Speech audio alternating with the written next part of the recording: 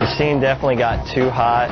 You know, people started noticing the ledges are getting destroyed and people are getting like ran into, like walking home from work. And, you know, at a time there was like too many people there. Everybody was going there and then they outlawed it. So then you couldn't skate there no more. See a cop, run. Cops would come in like a different way every time.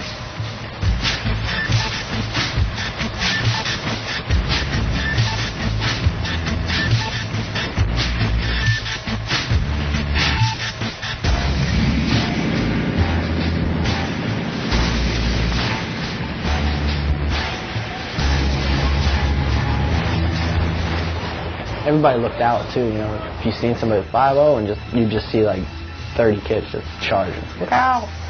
You know, like 15 bike cops coming in charging.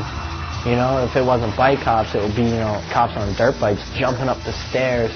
Man, motocross cops, and I'm just like, all right, wait a second. It's illegal for us to skate here because we're quote-unquote destroying this place, but this motocross bike is revving up the stairs, like chasing us. Like, what kind of damage is this doing to the place? Come on now. I never got caught at Love Park, never. I mean, I got chased. I got chased down the middle of the street, almost got hit by cars, almost slammed in the middle of the street, just running from undercovers. Caught in the fucking one undercover, so like, it's kind of funny. I'm trying to like stay around so I can film that shit. But I can't get it. I don't want to get too close. I don't want them to grab me. There's these like random dudes dressed as bums that would just sit there, and they were just undercover cops. But I mean, it's right across the street from City Hall. How could you believe that you're not going to have a problem? Everything has to come to an end sometime. You know what I mean? Look where it's at.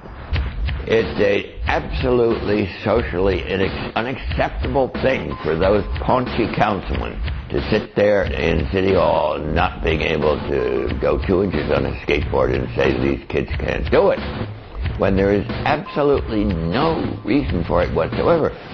People come to the parks to see the skateboarders, for goodness sakes. Thousands of people went down and paid money to see the X Games. They came to Philadelphia because of Love Park and because of skateboarding in Philadelphia is huge. You know, so the X Games obviously saw that. They know all the popularity. That's why they tried to get it at Love Park, but the city didn't want to have that. So they let us have it at City Hall. And, you know, they invited me to go, so fuck it, I was going to be in it.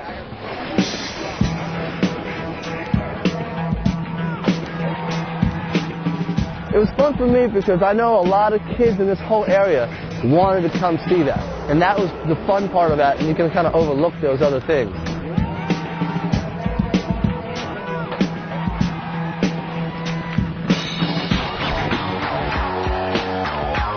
I think it was that you could skate Love Park for the weekend. That was it. You were allowed to go there and not get harassed. And right after they shut down, like, cops are there, you know, arresting kids right away. That was probably the rudest thing that the city of Philadelphia or ESPN has ever done, you know. There's all these dudes skating it, and everybody's cool with it, like, yeah, woohoo. Like, even the mayor's like, yeah, and then as soon as everybody leaves, like, you're scratching up the ledges and this, that, and the other thing. It's like, yesterday, ESPN was scratching it up and you were clapping, you know? It's fake. It was all fake, you know what I mean? You know, here the X Games are in Philadelphia, I live here, like, this is going to help. Everything's going to help my shop, Love, everything. It's just going to be good for it. Second year comes around, Love Park shut down. You know what I mean? We got all these angry skateboarders, people wanting to leave, all my friends wanting to leave the city. I hated it.